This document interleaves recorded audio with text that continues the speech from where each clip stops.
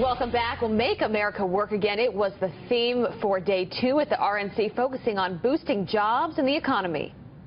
So what exactly is Donald Trump's plan, and will it really get Americans working again? Here to break it all down for us, former Treasury Department financial intelligence analyst Morgan Ortagus. Thank you for joining us. Good morning.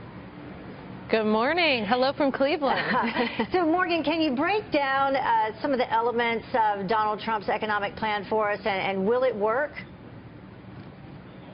Well, what we talked about earlier was really bringing confidence back to the U.S. economy. Right now, Trump did release a tax plan during the primary when he said that he's going to release a new tax plan. We haven't received that plan yet, but the Republican Party platform, which was discussed and debated this week, talked again about lowering the corporate tax rate. That's something that, while Trump at times has diverged from traditional Republican stances on the economy, both the party platform and the Trump campaign have agreed on lowering the corporate tax rate.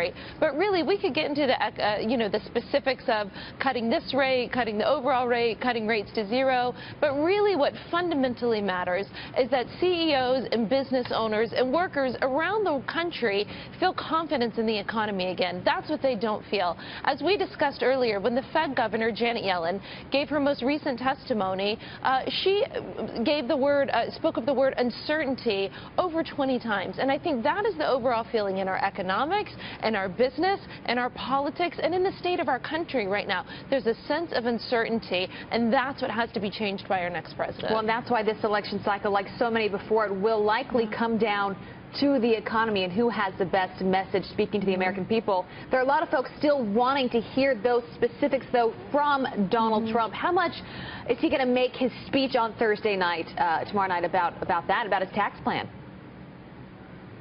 Well, I certainly hope that he brings it up. I think that I think his son gave a very effective speech last night, talked a lot about school choice and talked about strengthening the economy.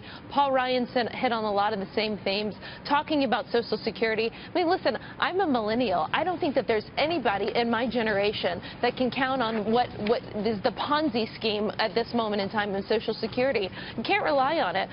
The debt is growing at vastly huge proportions. When you look at the amount of interest that we're going to have to continue to pay on the debt, that my generation is going to be paying on the debt, this is going to hamper our things like our national security, our ability to properly defund the Defense Department and the Department of Homeland Security. So there are major issues that the next president's going to have to tackle. And these are stuff that I feel like we've talked about every election. We've talked about Social Security. We've talked about the debt. Now this stuff is coming home to roost, and it's something that I hope that Trump does address on Thursday night. And people believe that he can do it because 53% to 41% believe he is best for the economy. And as we said, that's an issue that most people care about the most. All right, Morgan Ortagus, thanks for being with us. Thanks for having me.